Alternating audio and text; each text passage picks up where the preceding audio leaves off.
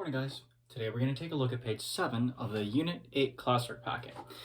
The first thing we're going to do is we're going to just go over the properties of parallelograms. We're going to put those in a diagram, and then in the next video we'll actually take a look at how to apply some of these examples, or how to apply some of these properties to specific examples both involving non-algebra and involving algebra.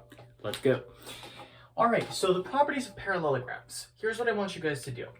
In that kind of like empty space on the left-hand side of your classwork packet or wherever you're doing this, just do me a favor, draw like a blank diagram, because as we go through these properties, we are going to add each one to the diagram so you can see what this looks like in practice, okay? All right, so property number 1 is two pairs of, and I'm going to use the parallel symbol here, that means parallel sides. Two pairs of parallel sides.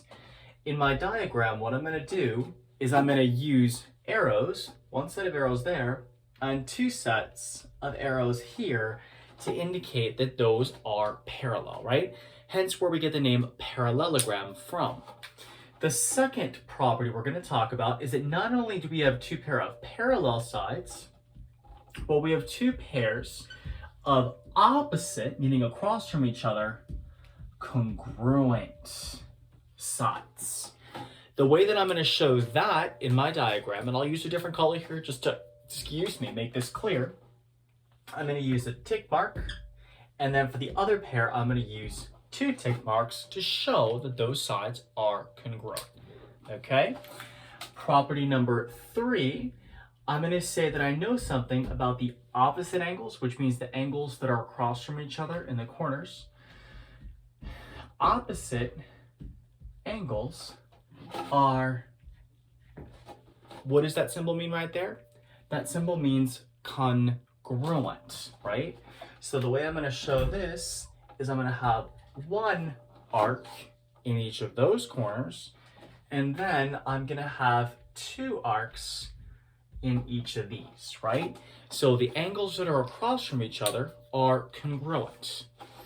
We actually have one more angle property, and that's that we would say consecutive angles are supplementary.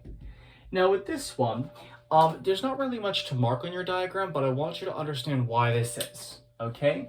Because we have parallel lines cut through by a transversal, we create special angle types, right? One of those special angle types is same side interior angles, also known as consecutive interior angles, and the special property was that they add to 180. So these two angles add to 180, these two add to 180, these two add to 180, and these two add to 180. Last but not least, there's one last property that involves what we call the diagonals. Now, what do I mean by diagonals? Well, diagonals, right, are segments that connect opposite vertices within the figure. So the diagonals bisect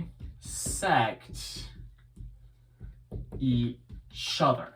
What exactly does that mean? Let's show that in the diagram, okay? I'm going to do one diagonal here in orange, and I'm going to do one diagonal in pink. All right? Now, do you guys notice how the diagonals intersect somewhere? So this intersection point, what it's actually going to be is it's going to be a midpoint of the opposite vertices. Keep that in mind. It may be helpful on the XY coordinate plane.